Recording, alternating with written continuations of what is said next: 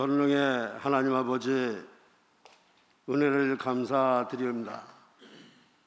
이렇게 어려운 시기를 맞이하면서도 연세가 하나님 나라 확장을 위하여 조찬 기도회가 지속적으로 이루어지게 하신 은혜를 감사드립니다. 하나님 아버지, 이 나라와 민족 위에, 한국교회 위에, 연세대학교 위에 한없는 은혜와 축복을 허락하소서. 예수님의 이름으로 간구하옵나이다. 아멘. 네. 이제 찬송가 301장 다 같이 부르시겠습니다.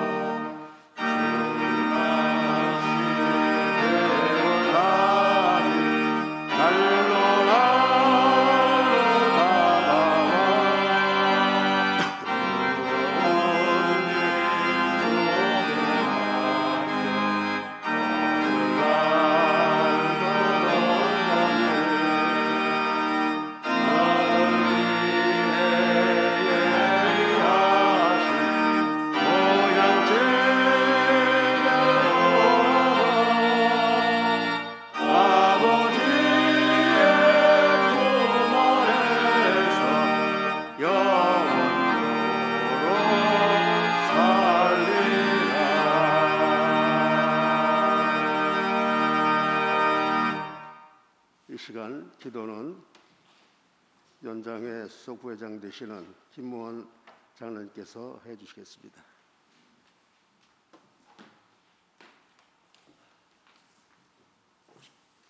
네, 다 같이 기도하겠습니다. 거룩하시며 전능하신 하나님 아버지, 참 감사합니다. 코로나19 감염병으로 어려운 환경에도 불구하고 이렇게 연세 조찬 기도회로 모여서 예배 드리게 하신 하나님의 은혜에 더욱 감사와 영광과 찬송을 올려드립니다. 오늘은 예레미야 19장 11절에서 13절 말씀에 의지해서 기도드립니다. 이 예배 하나님 함께해 주시고 우리들의 기도에 응답해 주시옵소서. 여호와의 말씀이니라. 너희를 향한 나의 생각은 내가 아나니 평안이요 재앙이 아니니라. 너희에게 미래와 희망을 주는 것이니라.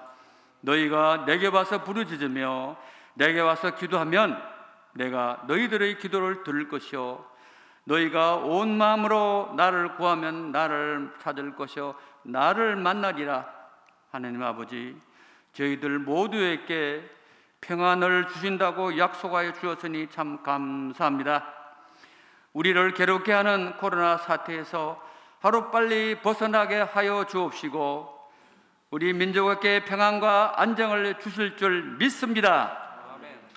여러 가지 사정으로 어려운 대한민국에 희망을 주시고 밝은 미래를 주실 줄 믿습니다.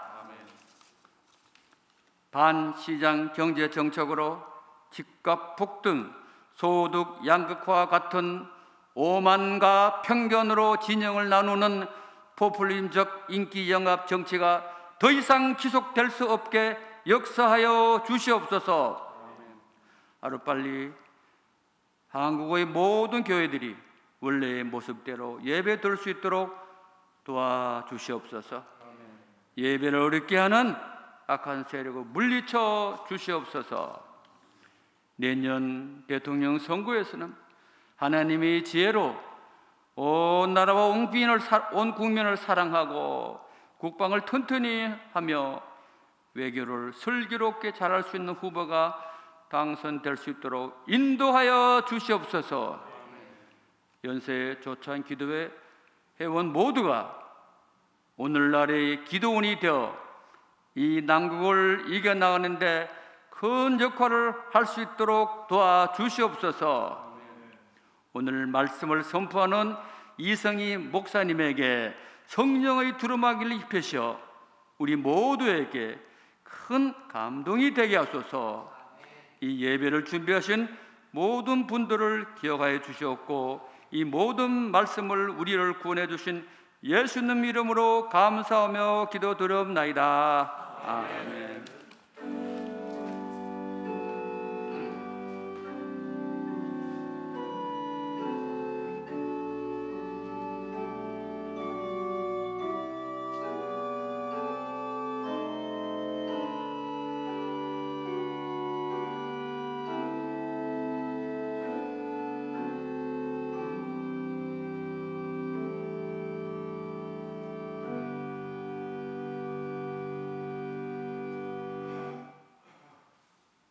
이 시간 하나님의 말씀은 서기 이사 되시는 김동수 장로님께서 봉독해 올리겠습니다.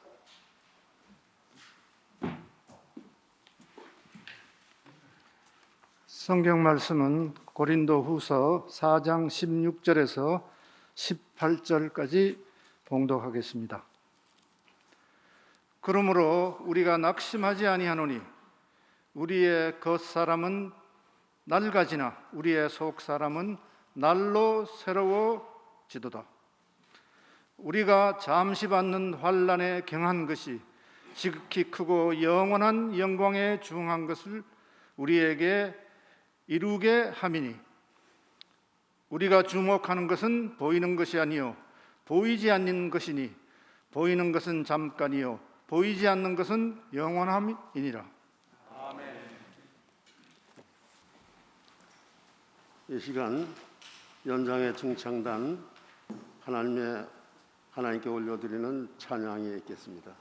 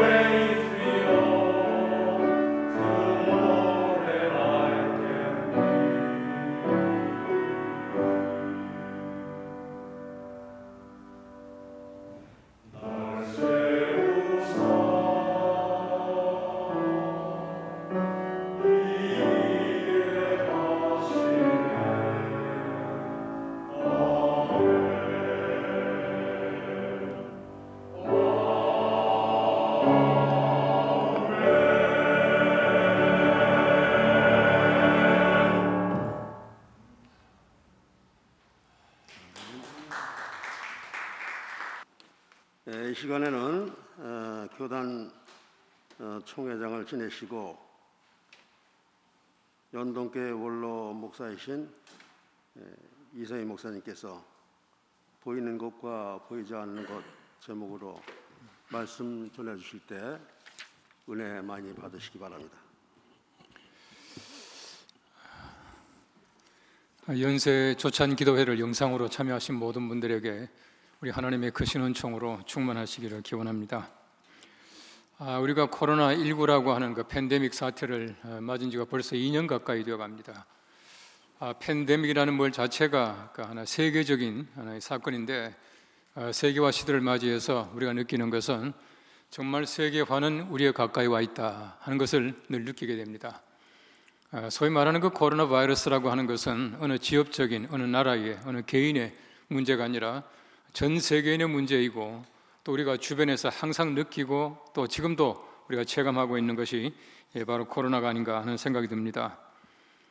지금 최근에 와서 우리가 코로나 사태를 맞이하면서 여러 가지 많은 것을 우리가 느끼게 합니다만은 그 중에 하나가 제가 볼 때는 역시 세계화 시대다라고 하는 것을 느끼게 되고 또 한 가지는 제가 볼 때는 이 코로나 바이러스라고 하는 것이 인간이 만든 그 소위 말하는 그 인재 재해라고 생각이 되어집니다. 제가 어릴 때까지만 하더라도 슈퍼 바이러스, 슈퍼 박테리아 이런 말이 없었거든요. 그냥 슈퍼 하면은 이 동네 구멍가게인 줄 알았는데 요즘에는 박테리아도 바이러스도 전부 슈퍼래요. 바꿔 말하면은 아주 독해진다는 얘기입니다. 사람들의 잘못으로 말미암아 사람들이 독해지니까 바이러스도 또 박테리아도 점점 슈퍼가 될 만큼 독해져 가고 있다는 것을 느끼게 됩니다. 또 한 가지 우리 예수 믿는 사람들에게 가장 크게 느껴지는 것 가운데 하나가 예배의 중요성입니다. 우리가 그동안 한 2년여 예배를 제대로 드리지 못합니다. 예배당에 몇 명이 들어가라, 몇 %만 들어갈 수 있다 이렇게 말하니까 점점 영상 예배가 일상화되어 가는 것 같아요.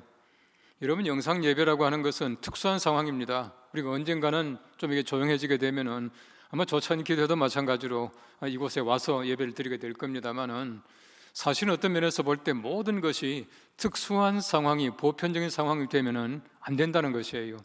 문자 그대로 말하면은 특수화는 절대로 보편화가 될 수 없다고 하는 것입니다. 우리가 팬데믹으로 말미암아 지금 예배를 드리지 못하고 영성으로 드리지만은 우리가 팬데믹 끝나고 나서 코로나가 끝나고 나서도 집에서 영상 보고 앉아 있으면 안 된다는 얘기입니다. 이 교회 나와서 예배를 드려야 된다라고 하는 얘기입니다. 여러분, 최근에 보십시오.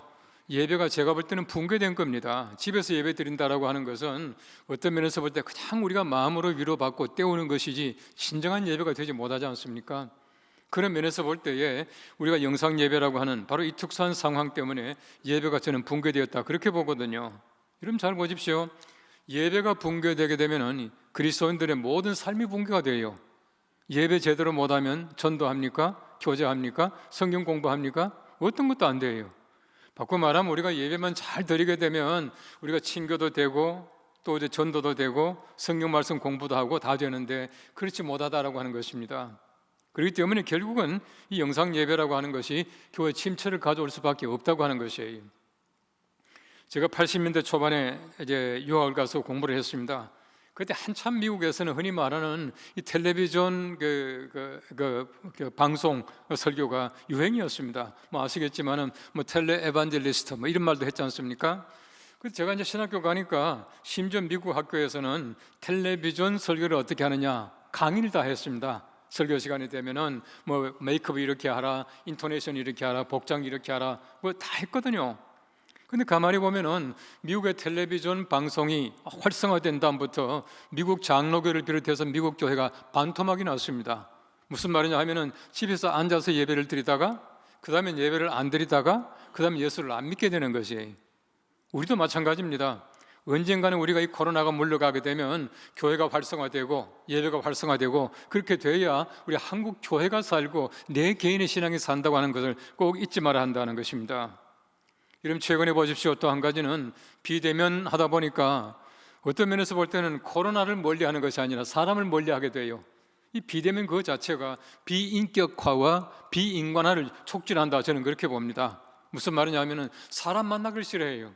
그러다 보니까 사람 만나면 마치 사람을 코로나 바이러스 취급을 하더라고요. 저 사람 혹시 뭐 이렇게 바이러스 가지고 있지 않느냐라고 하는 그런 우려를 한다는 것이에요. 사람 만나기를 두려워합니다. 어떤 면에서 볼 때 우리가 사람 만나는 게 즐거워야 되는데 그렇지 못한 세상으로 점점 변해가고 있는 것 같아요. 또 한 가지는요, 제가 볼 때는 굉장히 중요한 것이 뭐냐 하면은 보이지 않는 코로나 바이러스로 말미암아 보이는 것들이 전부 다가 힘을 잃었다, 무력화되었다, 저는 그렇게 봐요. 여러분 최근에 보십시오. 물론 4차 산업혁명 참 좋습니다. 뭐 빅데이터를 통해 가지고 뭐 AI와 그다음에 무슨 뭐 컴퓨터가 주도하고 있고 뭐 로봇이 어쩌고 얘기 다 하지 않습니까? 최근에 와서는 AI나 로봇보다도 더 많은 관심을 가지고 있는 것이 무엇입니까? 코로나 물리칠 수 있는 백신 문제요. 빨리 치료제를 만들겠다는 거예요. 여러분 눈에도 보이지 않는 코로나 바이러스 때문에 보이는 것들이 전부 다가 무력화되어 버리고 말았어요. 잘 생각해 보십시오. 보이는 것보다도 보이지 않는 것들이 훨씬 더 위태하고 훨씬 더 중요하다라고 하는 사실을 얘기하고 있습니다. 저는 목사입니다. 뭐 미래학자도 아니고 과학자도 아닙니다만은 제 나름대로 볼 때는 제 4차 산업혁명은 빨리 지나갈 겁니다. 제가 볼 때는 그래요. 여러분 잘 보십시오. 지금 코로나 바이러스로 말미암아 4차 산업혁명 얘기가 쑥 들어가 버리고 말았어요. 저는요 제 개인적으로는 5차 산업혁명이 빨리 온다, 저는 그렇게 봐요. 5차 산업혁명이 무엇이겠는가? 제 개인적인 생각으로는 보이지 않는 것을 연구하는 사이언스, 과학이 발달하게 될 것이다. 저는 그렇게 봐요. 제 나름대로 이름을 지어놨습니다. Invisible Science, 보이지 않는 과학이다. 그래서 앞으로는 영성이나 종교나 이런 것들이 훨씬 더 관심을 가지게 되고 발전하게 되고 연구하게 될 겁니다. 그때 우리 한국 교회가 무엇을 할 것인가? 우리 종교가 무슨 역할을 할 것인가? 굉장히 중요한 시대를 맞이하게 될 것이다. 저는 그렇게 보고 있거든요. 우리가 생각하는 것은 하나님이 거룩하신 나라입니다. 보이는 세계가 아니에요. 보이지 않는 세계가 얼마나 중요한가 하는 것을 우리는 너무나 잘 알고 있습니다.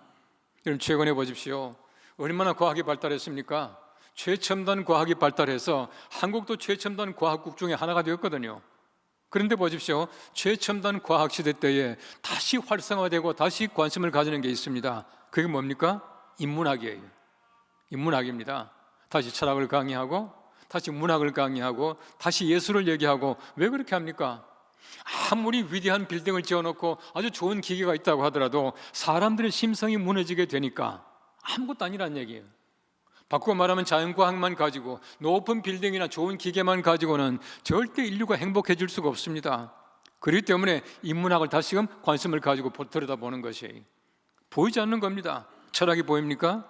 예술이 보입니까? 보이지 않는 것이지만 이것이야말로 우리 사람의 마음을 가장 중요하게 다스리게 되고 중요한 요인이 될 수 있다라고 하는 것을 얘기해 주고 있는 것입니다. 이 시대에 우리가 살고 있어요. 로마 사람들은 보이지 않는 신을 신으로 인정하지 않았어요. 항상 자기들은 뭐 이게 형상을 만들어 놓고는 신을 섬겼거든요. 그래서 보이지 않는 하나님을 섬기는 기독교인들을 로마 사람들은 무신론자 그렇게 말을 했습니다. 여러분, 사실은 보이는 건 아무것도 아니에요. 보이는 것의 가치라고 하는 것은 보이지 않는 것의 가치 볼 때에 정말 아무것도 아니다라고 하는 것을 우리가 알 수 있다고 하는 것입니다. 우리 사람들의 욕심을 보십시오. 얼마나 높이 올라가려고 합니까? 얼마나 거창하게 위대한 일을 하려고 합니까? 얼마나 높은 빌딩들을 많이 지어냅니까? 여러분, 잠실에 있는 롯데월드 타워 보십시오. 123층이에요. 세계에서 5번째 높은 빌딩이다 그렇게 말하더라고. 가보니까요, 좋다는 것보다는 이상하게 제 마음속에는 조금 미안하지만 혐오감이 들어오더라고요. 높아서 뭘 합니까?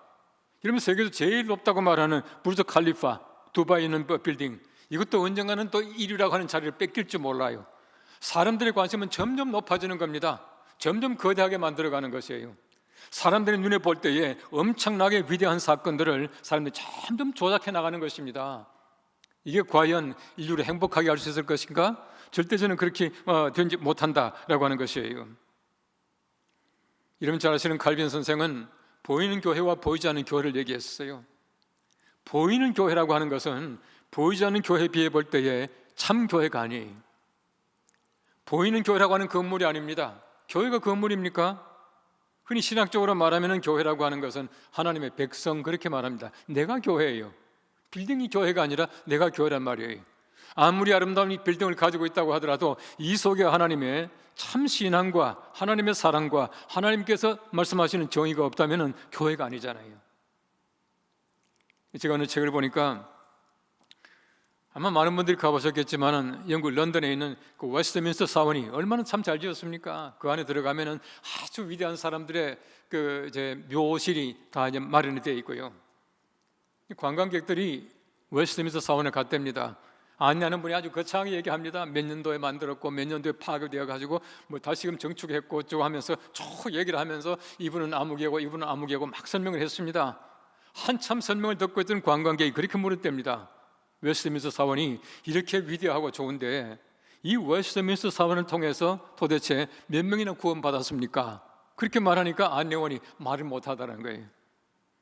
여러분, 교회의 참 가치라고 하는 것은 아주 아름다운 역사가 아니지 않습니까? 아름다운 채색 유리가 아니지 않습니까? 그 속에 누가 있느냐가 문제가 아니지 않습니까? 하나님이 계시고 그 속에 진정한 하나님의 사랑이 있고 말씀이 살아있는 교회가 진정한 교회다라고 하는 것을 얘기를 해주고 있어요. 과학적으로 우리가 기본적으로 잘 아는 대로 분자라고 하는 것은 물질을 구성하는 최소의 단위를 분자 그렇게 말합니다.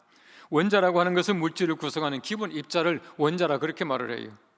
눈에 보이지 않지만 항상 우리가 모든 것이 분자와 원자가 이렇게 서로 이제 생성되고 있지 않습니까? 이 모든 게 다 마찬가지예요. 나무에도 그렇고 모든 곳에 전부 다가 분자와 원자로 말미암아 지금 물질이 형성되어 있다는 얘기예요.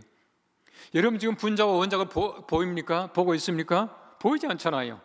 여러분, 의자에 앉아있지 내가 분자에 앉아있다, 원자에 앉아있다 이런 말 안 하거든요. 옷이 얼마나 아름답습니까? 옷이 예쁘다 그렇게 말하지 야 분자가 예쁘다, 원자가 멋있다 이렇게 말하지 않거든요. 그러나 이 분자와 원자 없이는 어떤 물질이 생성될 수 없다고 하는 사실을 우리는 너무나 잘 알고 있어요. 많은 사람이 믿고 살아가는 게 있습니다. 물질을 보지만은 이 속에 분자와 원자를 생각하지도 않아요.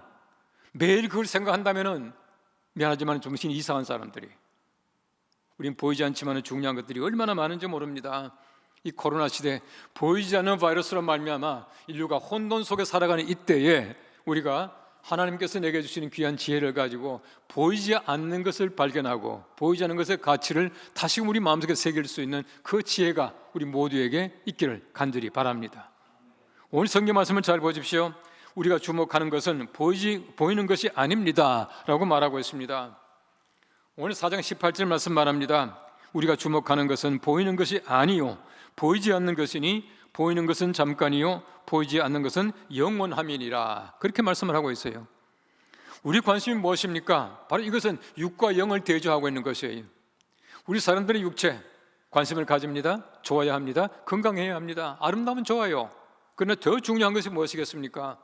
우리의 육체가 아니라 영혼이 훨씬 더 중요하다라고 하는 사실을 얘기해 주고 있는 것이에요. 오늘 성경 말씀에서 주목한다는 말이 나오지 않습니까? 이 말은 그 헬라 말로 스코페오라고 하는 말인데, 이 스코페오라고 하는 말은 주의 깊게 응시하다라고 하는 뜻을 가지고 있고, 동시에 이 단어가 참 재밌어요. 이 단어가 가지고 있는 뜻은 소망하다는 뜻을 가지고 있어요. 이 말 바꿔보십시오. 우리가 소망하는 것은 보이는 것이 아니요 보이지 않는 것이에요. 우리가 진정 소망하는 것은 보이는 것입니까? 이 땅에 잠깐 있다가 없어지는 우리의 속 육체가 아니에요. 정말 우리가 소망하는 것은 보이지 아니하는 우리 영혼이다라고 하는 사실을 얘기해 주고 있는 것입니다. 우리 육체라고 하는 것 얼마나 가겠어요? 육체라고 하는 것 얼마 가지 못합니다. 젊을 때에 이 사람들이 젊음을 자랑해요. 근육을 자랑하고요. 뭐 소위 말하는 미안합니다만 S라인도 좋아요. 뭐 자랑할 만해요. 얼마나 가겠습니까? 얼마 가지 못해요. 얼마 가지 못하는 그것을 가지고 살겠습니까? 얼마 있으면 아무것도 아니에요. 아무것도 아니지만 우리가 날마다 우리 영혼을 갖고 가고, 정말 우리가 아름다운 정혼을 가꾸듯이 우리 영혼을 갖고 나가는 그 작업이 우리들에게 얼마나 중요한지 모른다라고 하는 것입니다. 16절 말씀에는 말합니다. 겉사람은 낡아지나 속사람은 날로 새로워지도다, 그렇게 말하고 있어요. 지금 바울은요, 겉사람과 속사람을 지금 대비하고 있습니다. 헬라 말에 보면 참 재밌어요. 호 엑소 안트로포스라고 하는 말입니다. 이 겉사람은, 속사람은 호 에소, 엑소가 아니고 에소 안트로포스예요. 한국말로 쓰다 보면요, 기억 하나 차이입니다. 엑소와 에소 차이예요. 그 사람은 엑소고요, 속 사람은 에소예요. 우리가 하나님의 거룩하신 나라 갈 때는 우리 한국식으로 말하면 기억자 하나 떼고 가는 것이 아무것도 아니란 얘기입니다. 떼버리고 가는 겁니다. 이것이야말로 하나님께서 우리에게 주신 은혜요, 우리가 하나님의 거룩한 나라로 갈 때에 해야 될 작업이라는 거예요. 빨리 떼야 합니다. 그렇게 해야 우리가 좀 하나님의 거룩하신 나라 갈 수 있는 은혜가 된다라고 하는 것을 얘기해 주고 있는 것입니다. 성경마다 곳곳에 보십시오. 여러분, 그 사람은 아무것도 아니거든요. 고린도 후서 4장 7절 말씀에 보시면은 우리가 이 보배를 질그릇에 가졌다, 그렇게 말하고 있습니다. 우리 보배가 무엇이겠습니까? 우리 영혼이에요. 하나님께서 구원하게 하신 우리 영혼이 보배입니다. 질그릇 속에 가졌다, 그렇게 말하고 있어요. 여러분, 세상에 보십시오. 질그릇 같은 우리의 육체가 약해질 때가 얼마나 많이 있습니까? 아무것도 아니에요. 병들고 신음하고 고통당할 때가 얼마나 많이 있습니까? 그러나 우리가 아무리 영혼이 질그릇 속에 있지만은 하나님께서는 질그릇을 아름답게 만들어 주시고 보배를 깨끗하게 관리할 수 있도록 만들어 주신다는 얘기예요. 얼마나 감사합니까? 그래서 우리는 바로 육체라고 하는 것은 보배를 담는 그릇에 불과하다는 겁니다. 심지어 사도 바울은 우리의 어떤 그 육체를 장막집이라 그렇게 말하고 있습니다. 잠시는 장막집이에요. 얼마나 비바람에 많이 헤어집니까? 구멍이 납니까? 찢어집니까? 그런 장막집에 우리는 목숨을 걸고 살아갈 수가 없다라고 하는 것을 얘기해주고 있는 것입니다. 우리나라가 참 부자예요. 정말 부자입니다. 저도 뭐 참 세계 여행을 많이 하고 또 좋아합니다. 제가 이제 가본 나라 이거 계산해 보니까 한 100개국 되더라고요. 얼마나 많이 가봤습니까? 여러분 가보십시오. 정말 가서 우리나라보다 잘 산다, 편하다, 좋다라고 하는 나라가 그렇게 많지는 못해요. 뭐 유럽도 저는 자주 갑니다만 가도 우리나라보다 편하다라는 나라를 저는 많이 보지 못했습니다. 굉장히 우리나라 좋은 나라예요. 우리나라가요, 이 코로나19를 맞이해서 잘 보십시오. 우리나라만큼 소위 말하는 진단을 잘해주고요, 치료 잘해주는 나라가 없는 것 같아요. 일본만 하더라도, 미국만 하더라도 PCR 검사하려면 돈을 내야 돼요. 돈을 내야 되기 때문에 돈 아끼려고 검사 안 하기 때문에 확진자 수가 적답니다. 우리나라 보십시오. 검사를요, 예를 들어 일주일마다 해도 전부 공짜예요. 얼마나 우리가 편합니까? 여러분, 예를 들어서 우리가 미안하지만 확진되어 보십시오. 얼마나 잘 고쳐줍니까? 얼마나 부자인지 몰라요. 지난번에도 보니까 무슨 재난기금을 줬잖아요. 이번에 뭐 생생국민기금? 저는 또 25만 원 받았네요. 처음에 돈 받을 때는요, 좀 찜찜하더라고요. 이거 무슨 뭐 동영 주는 것 같기도 하고 좀 기분이 별로 안 좋더니 돈이 들어오니까 기분이 좋대요. 돈이 점점 쓰다가 다 떨어졌다니까 그렇게 아까울 수가 없어요. 또 안 주나 싶더라고. 그만큼 우리나라가 부자입니다.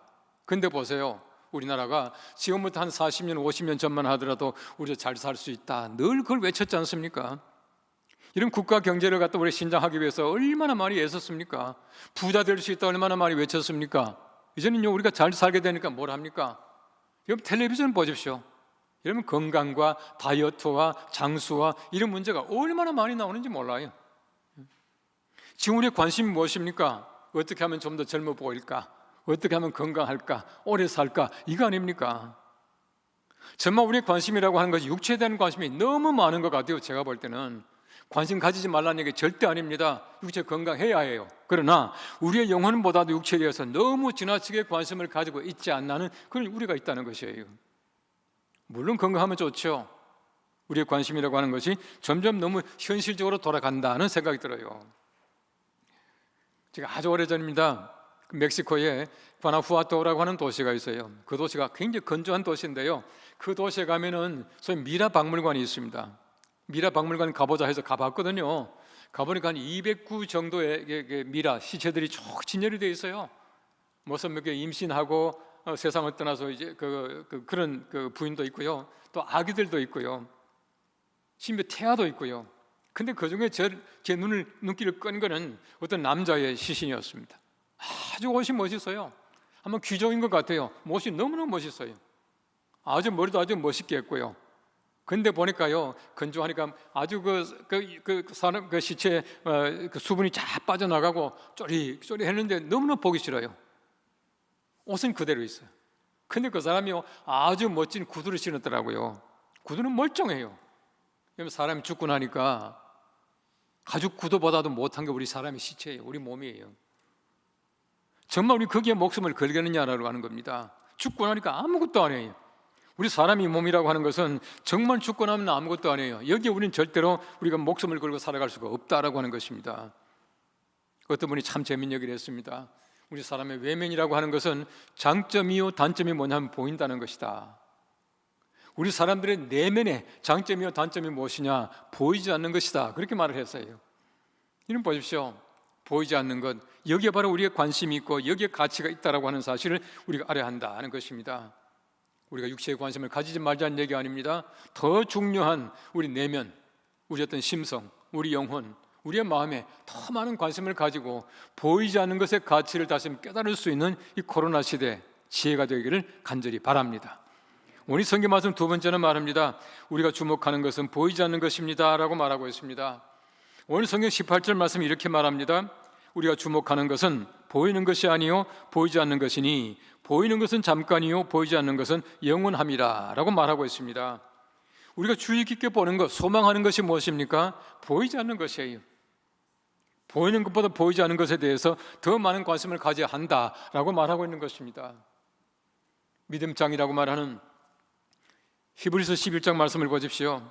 믿음이 무엇입니까? 믿음이라고 하는 것은 바라는 것들의 실상이요 보이지 않는 것들의 증거다. 그렇게 말하고 있습니다. 믿음은요 보이지 않는 것에 대한 증거예요. 보이지 않는 것을 보이는 것 같이 믿는 것이야말로 진정한 믿음입니다. 그래서 노아는 아직 보이지 않는 일에 경고하심을 받아 경외함으로 방주를 준비하여 그 집을 구원하였다. 그렇게 말하고 있어요. 언제 장마 올지 모릅니다. 언제 멸망이 올지 몰라요. 그러하지만 하나님의 말씀을 믿고 보이지 않는 것이지만은 보이는 것 같이 하나님의 말씀을 준비하는 것, 바로 이것이야말로 믿음이다. 그렇게 말합니다. 모세를 보십시오. 보이지 않는 자를 보는 것 같이 하여 참았다. 그렇게 말하고 있어요. 하나님 보이지 않아요. 그럼에도 불구하고 보이는 것 같이 하여 참는 것, 이것이야말로 바로 모세의 믿음, 바로 우리의 믿음이 되어야 한다라고 하는 사실을 얘기해 주고 있는 것입니다. 여러분 성경 말씀에 예수님이 하신 그 비유에 보시면은 감춰진 보화에 대한 비유가 있습니다. 이 밭을 파다 보니까 이 보화가 있습니다. 자기 모든 것을 다 팔아서 이 밭을 샀다라고 하는 비유입니다. 진주 장사의 비유가 있지 않습니까? 정말 좋은 진주 하나를 발견하고 모든 걸 다 팔아서 진주 하나를 샀다. 그렇게 말하고 있어요. 여러분 정말 우리가 영혼을 위하여, 가치 있는 것을 위하여, 영원한 것을 위하여 우리 모든 걸 다 팔아서 이거 하나를 살 수 있어야 진정한 믿음이고 진정한 가치다라고 하는 것이에요. 여기 우리가 목숨을 바칠 수 있다면 이 목숨이야말로 정말 고귀한 것이에요. 영원히 사는 목숨 아니겠습니까? 이런 믿음을 가져야 된다라고 하는 사실을 얘기해 주고 있는 것입니다.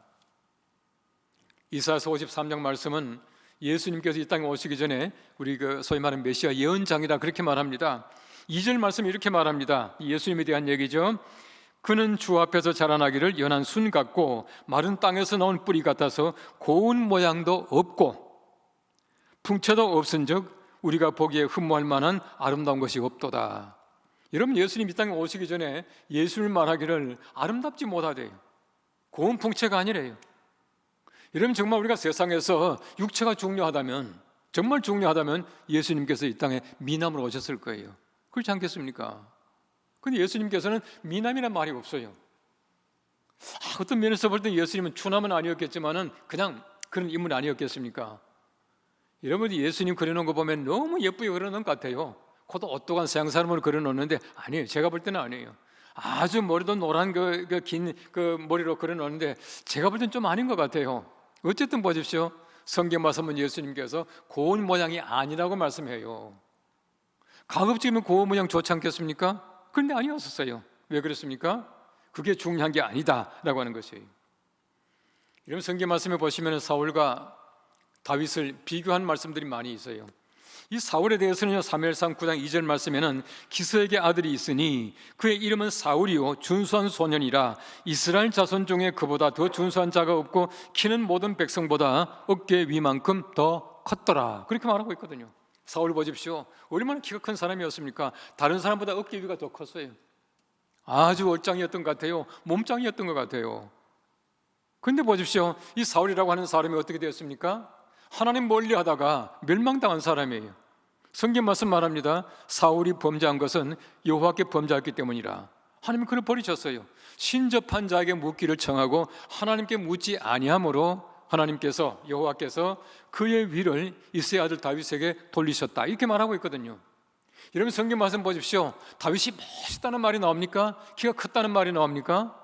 성경 말씀에 한 2번 나옵니다. 다윗은 용모가 아름다웠다 이렇게 말하고 있어요. 왜 용모가 아름다운지 압니까? 젊은 사람 다 아름다워요. 다윗은요 절대 키 큰 사람이 아니었어요. 만일에 다윗이 정말 사울처럼 멋있는 사람 같으면 여러분, 성군이고 다윗이 최고의 왕인데 얼마나 극찬했겠습니까? 키도 크고 아름다웠고 아주 건장했고 얼마나 얘기했겠습니까? 그런 말이 없는 것으로 봐서 다윗은 별로였습니다. 하나님 뭘 보십니까? 정말 내 마음에 합한 자라. 무엇 때문에 마음에 합한 자입니까? 용모가 아니었다는 거예요. 그 용모 가지고 뭘 합니까? 여러분, 다윗은 정말 그 아름다운 마음, 하나님께 대한 믿음 이런 것을 가지고 하나님께서는 내 마음에 합했다라고 말씀하고 있다는 것입니다. 중요한 것은 바로 외모가 아니라 우리의 속마음, 우리의 믿음, 우리의 어떤 내면이라고 하는 것을 얘기해 주고 있는 것이에요. 칼빈이 말했습니다. 그리스도인의 첫째 의무는 보이지 않는 하나님의 나라를 보이게 하는 것이다 그렇게 말하고 있어요. 보이지 않는 것을 보이게 만들어야 합니다. 우리가 살아가는 모습이 하나님의 나라가 되어야 해요. 우리 속에 하나님의 나라가 있는데 우리가 서로 교제하고 아름답게 사랑을 나누는 이 모습, 교회가 바로 하나님의 거룩한 나라의 모습이 되어야 된다는 겁니다. 세상 사람들이 볼 때에 우리를 통해서 하나님의 나라를 발견하지 못한다면 우리는 잘못 살고 있어요. 우리 진정한 것은 뭐냐 하면은 보이지 않는 하나님의 나라를 보일 수 있도록 만들어가는 것이다 그렇게 말씀하고 있는 것입니다. 예수님께서 말씀하셔요. 너희는 먼저 그의 나라와 그 의를 구하라. 그리하면 이 모든 것을 너희에게 더하시리라 그렇게 말하고 있습니다. 모든 것이 무엇이겠습니까? 무엇을 먹을까? 무엇을 마실까? 무엇을 입을까? 바로 그 욕구예요. 우리가 세상에 살아가면서 보십시오. 생존의 욕구가 얼마나 많이 있습니까? 눈에 보이는 것들이 얼마나 중요합니까? 옷을 입어야 해요. 밥을 먹어야 합니다. 물도 마셔야 합니다. 살 집이 있어야 됩니다. 의식주가 절대 우리는 중요하지 않는 것이 아니에요. 참 중요합니다. 근데 예수님께서 말씀하시기를 먼저 그 나라와 그 의를 구하라. 그 나라 보이지 않아요. 그 의가 보이지 않습니다. 보이지 않는 모든 것들을 다 우리가 행하게 되면 보이는 모든 것들을 하나님께서는 더하시리라. 더한다는 말이 무슨 말입니까? 이번 성경 보십시오. 애들아 그렇게 말합니다. 덤으로 주시겠다는 얘기예요. 내가 보이지 않는 것을 잘 간수하게 될 때 하나님께서는 보이는 것들은 덤으로 주마 이 말입니다. 덤으로 받는 것이 우리의 보이는 것, 우리 육체, 우리 살아가는 집 이런 것들이라 그렇게 말을 하고 있어요. 하나님이 천지를 창조하실 때에 보이는 모든 것들을 다 만드셨어요. 눈에 보이는 해와 달을 만드셨고 이 아름다운 산천을 다 만드셨어요. 근데 보십시오. 하나님께서 보이지 않는 것을 가지고 보는 것을 만드셔요. 잘 보십시오. 하나님께서는 말씀을 통하여 보이는 것들을 만들어 주셔요. 바꿔 말하면 우리가 하나님의 말씀, 보이지 않지만 그 말씀이 얼마나 중요한가 하는 것을 얘기를 해주고 있어요. 여러분, 솔로몬은 잘 보십시오. 솔로몬이 그 꿈에 하나님 만났습니다. 번제를 다 드렸습니다. 하나님께서 뭘 원하시냐 물어봤습니다. 그럼 솔로몬이 뭘 요구했습니까? 아름다운 집을 요구했습니까? 장수와 부귀를 요구했습니까? 아니에요. 백성들을 판단할 지혜를 달라 그렇게 말을 했습니다. 보이지 않는 것을 요구할 때에 하나님께서는 부귀와 장수와 영화와 모든 것들 다 공급해 주셨어요. 우리가 보이지 않는 것에 대한 우리의 관심을, 또 우리가 욕구를 하나님께 아뢰을 때에 하나님께서는 보이는 모든 것들을 다 만족하게 해주시겠다라고 말씀하는 겁니다. 이 사람들은 보이는 것을 먼저 요구하기 때문에 보이지 않는 것까지 이를 때가 얼마나 많이 있는지 몰라요. 우리 세상에서 잠깐 있다가 사라지는 것이 아니라 영원한 것, 보이지 않지만 정말 중요한 것, 보이는 것들을 만들어내는 보이지 않는 것들, 이런 것들에 대한 관심들이 점점 많아져야 해요. 우리 흔히 말하는 코로나 블루 시대에 잠깐 동안이나 우리를 기쁘게 해준 사건이 있었죠. 여러분, 제85회 아카데미상에서 93회에서 그 윤여정 배우가 여우조연상을 받았어요. 미나리라고 하는 영화였습니다. 많은 분들이 보셨을 겁니다. 저는 참 감동 있게 재미있게 봤습니다. 제가 볼 때는 그 미나리 만든 정기석 감독이라는 분은 제가 볼 때는 분명히 기독교인이에요. 그럼 전체를 보십시오. 전체를 보시면 굉장히 기독교적인 그런 얘기들이 많이 나와요. 많이 나오는데 그 얘기는 아주 간단합니다. 저기 캘리포니아에 있던 그 제이콥이라는 또 이게 모니카라고 하는 부부가 병아리 감별사로 있다가 그 아이들 그 데이빗 앤을 데리고 알칸소로 이사를 갑니다. 대농장의 꿈을 가지고 가지 않습니까? 근데 가서 거기에 딱 가보니까 모니카가 가니까 뭐 실망하죠. 바퀴 달린 집이 하나 있지 않습니까? 그 트레일러 집이 하나 있어요. 가자마자 마음에 실망이 옵니다. 가 있다가 이제 그 친정 어머니죠. 그 순자를 그 미국으로 이제 초대했습니다. 바로 그 순자라고 하는 분이 윤여정 씨의 역할입니다. 와서 처음에는 뭐 여러 가지 많은 사건들이 일어나요. 근데 그 이제 순자라고 하는 윤여정 씨가 거기다 미나리밭을 만들어요. 미나리밭을 만들어 놓고 하는 얘기가 있습니다. 미나리는 모든 사람을 참 건강하게 해. 있는 자나 없는 자나 모든 사람을 건강하게 만들어. 그렇게 말을 해요. 그 아들 데이빗과 함께 미나리밭에 가 있는데 나무에 뱀이 한 마리 이렇게 나타납니다. 여러분 잘 보십시오. 뱀이 나타나는 그 장면은요, 사실은 전체 그 영화에서 볼 때에 꼭 필요한 장면은 아니었었어요. 제가 볼 때는 그렇습니다. 근데 뱀이 나타나니까 이 데이빗이 돌을 던지려고 그래요. 그때 뭐라 그럽니까? 그 할머니 윤여정이 말합니다. 데이빗, 그러지 마라. 돌 던지지 마. 보이는 것이 보이지 않는 것보다 훨씬 나아. 보이지 않는 것이 더 위험해. 그렇게 말을 하고 있어요. 저는 굉장히 그거 참 중요하게 생각해요. 뱀이 뭡니까? 우리 기독교식으로 말하면 좋지 않은 것이거든요.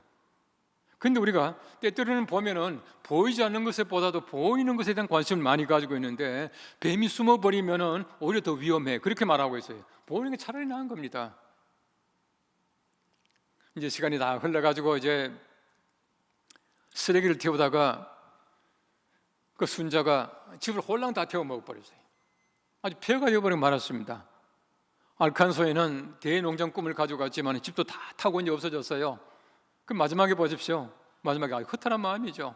허탈한 마음인데 그 아빠 그 제이콥이 그 데이빗 그 아들을 데리고 가다가 이렇게 말합니다. 할머니가 터는 잘 골랐다. 그렇게 말하고 있어요. 집은 그 터는 잘 골랐구만. 이렇게 말을 하고 있어요. 근데 보십시오. 아무것도 없어요. 다 타버리고 말았습니다. 뭐 대농장 주의 꿈이 사라져버리고 만 것 같죠? 아니에요. 지금 눈에 보이는 집은 다 타버리고 말았지만은 눈에 보이지 않는 집을 가지고 있잖아요. 할머니가 터는 참 잘 잡았네 라고 말하지 않습니까? 희망이 있지 않습니까? 보이는 집은 다 사라져버리고 말았지만은 그 마음속에 아직도 집은 남아있어요. 희망의 집이 남아있습니다. 그게 마지막 장면이에요. 바꾸고 말하면 우리가 눈에 보이는 것들이 다 사라질 때가 있습니다. 사라지지만은 사라지지 않는 우리의 마음속의 믿음과 우리의 마음속에 소망과 우리의 마음속에 사랑과 우리의 마음속에 정의가 있다면 우리는 괜찮아요. 여러분, 코로나로 말미암아 세상이 얼마나 혼돈합니까? 얼마나 많은 사람들이 코로나에 집착하고 있습니까? 보이는 것으로 말미암아 우리가 살아가는 것이 아니라 보이지 않는 것에 얼마나 많은 관심을 가지고 있습니까? 이럴 때일수록 우리는 점점 더 정말 보이는, 잠깐 있다가 없어지는 것이 아니라 보이지 않는 영원한 것에 대한 관심을 가져야 하는 것이 우리의 믿음의 분량이요, 우리의 가치라고 생각이 되어져요. 이 코로나 시대에 여러 가지 많은 팬데믹이라고 말하고 많은 사람이 패닉 속에 살아갈지 모르지만 우리는 보이지 않는 데 대한 관심을 더 많이 가지고 우리의 마음속에 정말 진정한 보이지 않는 하나님에 대한 믿음과 정절과 용기와 사랑을 가지고 살아갈 수 있는 코로나 시대에 우리 연세 동문들, 그리스도인들 다 될 수 있기를 간절히 바랍니다. 기도하겠습니다. 우리 하나님 감사합니다. 이 코로나 시대 여러 가지 많은 어려움도 있지만 보이지 않는 것에 대한 관심을 우리가 더 많이 가질 수 있게 도와주시고 사람들이 눈에 보이는 것을 세우고 관심을 가지고 가지려고 애쓰고 있지만 우리는 보이지 않는 것에 대한 관심을 가지고 더 하나님을 가까이 하고 영성을 더욱더 마음속에 받아들이며 보이지 않는 데 대한 관심을 더욱더 우리가 우리의 마음속에 담고 살아갈 수 있는 귀한 믿음의 사람들, 연세 동문들 되게 하여 주시옵소서. 예수님의 이름으로 기도합나이다. 아멘. 아멘. 은혜 말씀 감사드립니다. 이어서 헌금 시간입니다. 헌금 찬양은 아가페 악상불 사중찬단에서 주님께 나아가라 하는 제목으로 찬양해 주시겠습니다.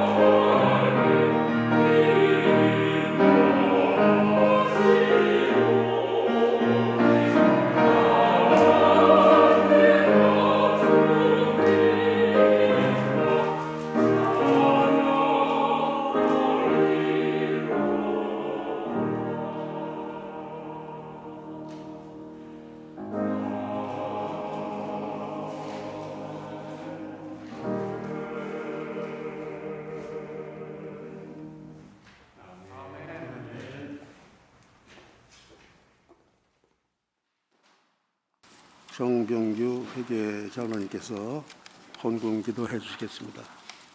하나님, 주님의 은혜로 진리 가운데 자유를 누리게 하심에 감사드립니다. 결실의 계절 가을에 하나님께 예배를 드리게 하심에 감사드립니다. 오늘 연세 조찬 기도회를 통해서 이승희 목사님께서 저희들이 소망할 것은 보이는 것이 아니라 보이지 않는 것에 있음을 일깨워 주심에 감사드립니다. 주님께서 저에게 허락하신 헌물의 일부를 드립니다. 이 헌금이 사용되는 곳마다 주님의 나라가 확장되고 주님의 영광이 나타나게 하옵소서. 우리 주 예수님의 이름으로 기도드리옵나이다. 아멘. 아멘. 예, 이 시간은 합심 기도 시간입니다. 첫째, 나라와 민족을 위하여 허영회 부회계 장로님께서 한국교회와 교단을 위하여 이낙종 사무총장 장로님께서 연세대와 국내 대학을 위하여 이명호 감사 장로님께서 연이어 기도해 주시겠습니다. 다 같이 기도드리겠습니다. 사랑의 하나님 아버지, 이 시간 국가와 민족을 위해 기도드립니다. 하나님께서는 이 대한민국을 사랑하셔서 일찍이 많은 선교사님들 통해 아무것도 보이지 않던 척박한 이 땅에 복음을 전해주시고 그 복음으로 인하여 이 민족을 깨워주시고 그들을 통하여 빈곤했던 이 나라를 젖과 꿀이 흐르는 비옥한 땅, 희망이 넘치며 활기가 넘치는 나라로 변하게 하셨습니다. 6.25 전쟁 이후 최대 빈곤 국가였던 저희를 경제 규모가 세계 10대에 이르게 되는 등 놀라운 발전을 이루게 하시고 저희를 강대국들과 함께 세계를 이끌어가는 국가의 대열에 이르게 하신 그 은혜를 감사드립니다. 또한 경제 증거 외에도 문화적인 면에서도 K-팝이나 영화를 통해서도 세계의 모든 사람들의 관심을 갖는 놀라운 발전을 이루게 된 것을 감사드립니다. 주님, 이러한 놀라운 변화가 다 주님의 은혜인 것을 저희는 다 아온데 믿지 않는 자들은 자기들 스스로 이른 일이라 생각하며 교만에 빠져 자기들의 주장만 펼치며 주님 주신 진리를 깨달음으로 인한 자유의 귀한 가치를 무시하고 인간이 세운 이념을 앞세우며 유물론적 가치관을 은밀히 퍼뜨리려 하고 있습니다. 사회 정의를 세우겠다고 하며 정권을 탈취했던 자들이 기득권층이 되어 오히려 사회 정의가 급속히 무너져 내리고 불법이 판치는 혼란한 국가가 되어버렸습니다. 이 혼란한 상황에서 주님께 간구드리옵는 것은 이 세상을 창조하실 때 흑암에 쌓여 무질서했던 우주 만물을 말씀으로 임하셔서 하나하나 질서를 이루어 가시고 다 이루시고 흡족해 하셨던 것처럼 혼란한 이 나라에 말씀으로 임하셔서 거짓된 자들이 발붙이지 못하는 정의로운 사회가 구현되어 젊은이들이 밝은 미래를 꿈꾸며 살아가는 희망찬 나라가 되도록 인도하여 주시기를 간구드리옵나이다. 연이어 한국교회와 우리 교단을 위하여 기도합니다. 1885년 4월 5일 부활절 아침 암울하고 척박했던 조선 땅에 젊은 온도우드와 아펜셀러 두 선교사가 제물포에 첫 발을 내디딤으로 이 땅에 복음이 들어온 지 어느덧 137년을 향하여 나아가고 있는 한국교회는 짧은 기간임에도 불구하고 세계 유례를 찾아볼 수 없을 정도의 엄청난 영적 부흥과 더불어 양적 성장을 이루며 오늘에 이르게 되었습니다. 그러나 교회의 본질을 지켜내지 못한 한국교회는 그 교만과 오만함 그리고 일부 일탈한 교회 지도자들의 개인적 명예욕과 재물에 대한 욕심에 기인한 소위 교회의 사유와 내지 교회 세습으로 말미암아 교회가 세상으로부터 손가락질을 받고 있음에도 이를 부끄러워하지 않는 한국교회의 모습이 우리의 마음을 아프게 하고 있습니다. 교회가 빛과 소금이 되어 사회를 향하여 선한 영향력을 끼쳐야 함에도 불구하고 현실은 거꾸로 사회가 교회를 걱정하는 참으로 안타까운 상황에 놓여 있습니다. 사회에 대하여 모범을 보여야 할 교회가 오히려 세상으로부터 외면당하고 있는 한국교회의 모습에 우리 모두는 우려와 걱정을 넘어 위기로 인식하고 있습니다. 이처럼 위기에 처한 한국교회 회복을 위해 우리 모두는 깊은 잠에서 깨어나 간절히 기도하는 것 이외에는 아무것도 없습니다. 지금은 우리의 잘못을 자복하고 회개하며 주님께 용서를 구하는 참회의 기도를 드려야 할 때입니다. 1907년 평양에서 일어났던 대각성 회개운동이 지금 한국교회와 우리 교단 내에서 다시 일어나게 하옵소서. 2000년 전 예수님의 부활 승천 후 성령이 사도들과 성도들에게 임했던 바로 그 모습으로 돌아가게 하옵소서. 먼저 교회의 본질을 회복시켜 주시고 오직 하나님의 말씀으로 돌아가 나약해진 우리의 영성을 회복시켜 주옵소서. 오직 성경, 오직 믿음, 오직 은혜, 오직 그리스도로 되돌아가는 한국교회 되게 하여 주옵소서. 하나님의 계획과 경륜 속에서 한국교회가 일치단결하게 하시고 이 코로나의 거센 풍랑과 시련을 슬기롭게 극복할 수 있도록 섭리하여 주옵소서. 성령의 불꽃이 한국교회 안에서 재점화되어 하나님의 말씀이 회복되고 제2의 대각성 부흥운동이 한국교회 안에서 다시 일어나게 하여 주옵소서. 지금까지 누려왔던 명예와 재물 그리고 교만함과 오만함을 과감히 벗어던지고 예수님처럼 겸손과 섬김의 마음으로 하나님을 사랑하고 이웃을 사랑하는 거듭나는 교회, 실천하는 한국교회가 되게 하여 주옵소서. 이 모든 말씀 예수님의 이름으로 기도하옵나이다. 아멘.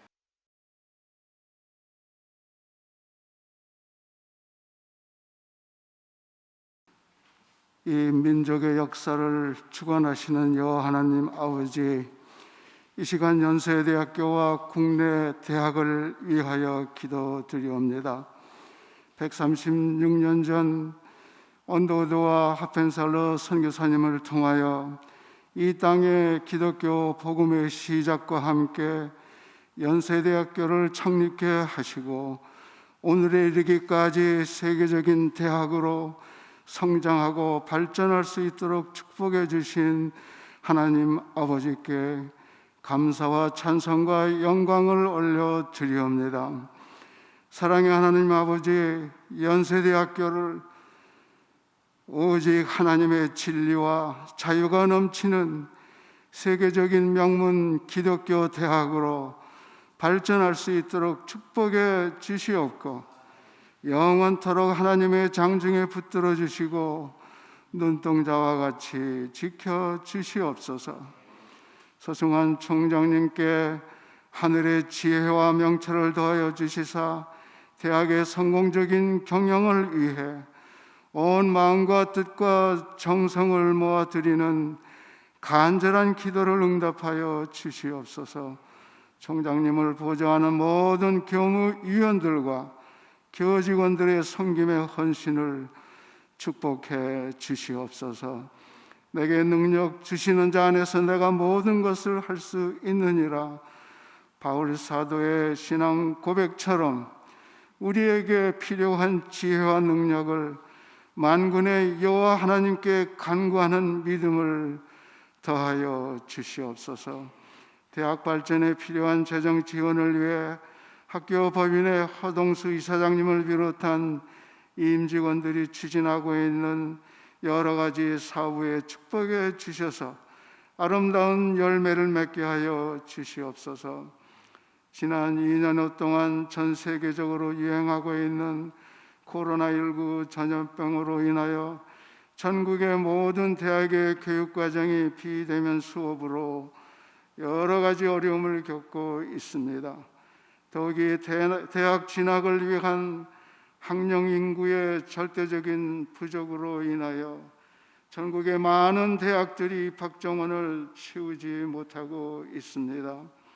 이로 인하여 대학 재정이 어려운 상태에 놓여 있습니다. 아버지 하나님, 이 시간 간절히 원하옵기는 저희 연세대학교가 먼저 전국의 대학들이 겪고 있는 어려움을 극복할 수 있는 지혜와 능력을 하나님께 간구하게 하시며 하나님께서 응답으로 주시는 지혜를 함께 나누게 하여 주시옵소서. 이 모든 말씀을 우리 주 예수 그리스도의 이름으로 간절히 기도드리옵나이다. 아멘. 이 시간에는 연세 조찬기도회 사무총장 되시는 한올례인 장로님께서 나와서 알림 말씀 있겠습니다.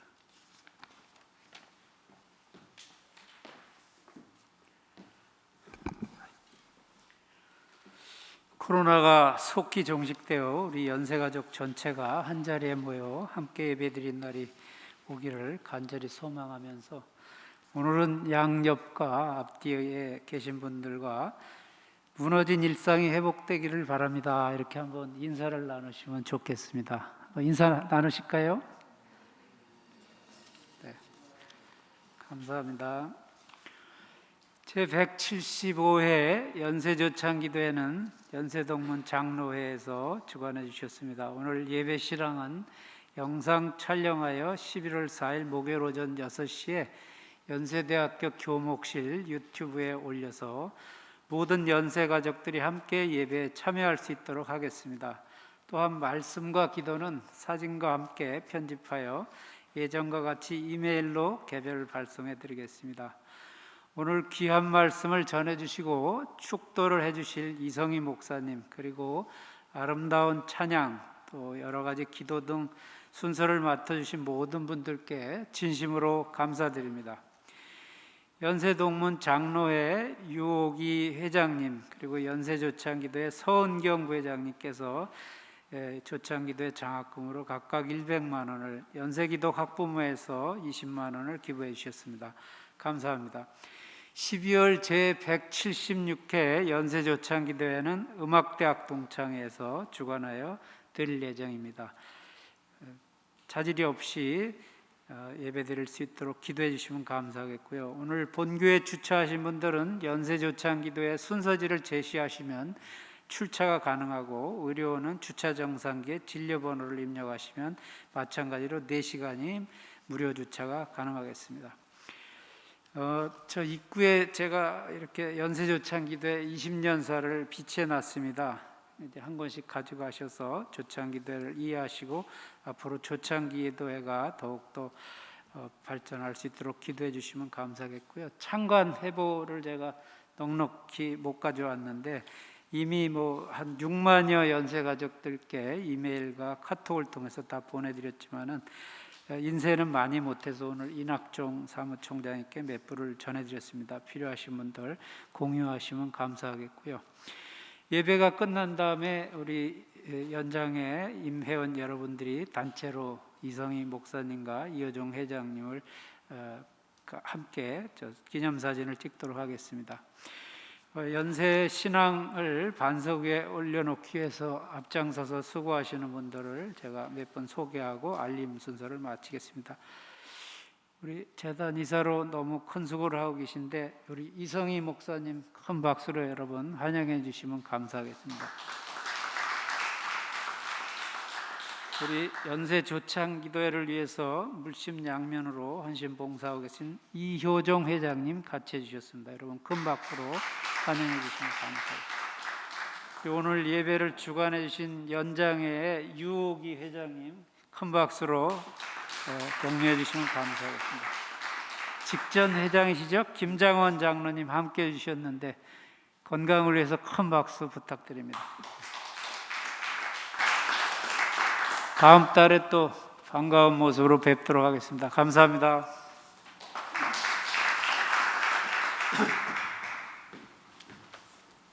오늘 말씀을 전해주신 이성희 목사님과 순서를 맡아주신 분, 또 이 어려운 시기에 이 자리에 참석해 주신 모든 분들께 감사의 말씀을 드리고, 연말에 건강하게 새해를 맞이할 수 있는, 성탄을 맞이할 수 있는 여러분 되시기를 바랍니다. 이제 다 같이 일어나셔서 찬송 312장 부른 후에 이성희 목사님께서 축도해 주심으로 오늘 조찬 기도회 순서를 모두 마치겠습니다.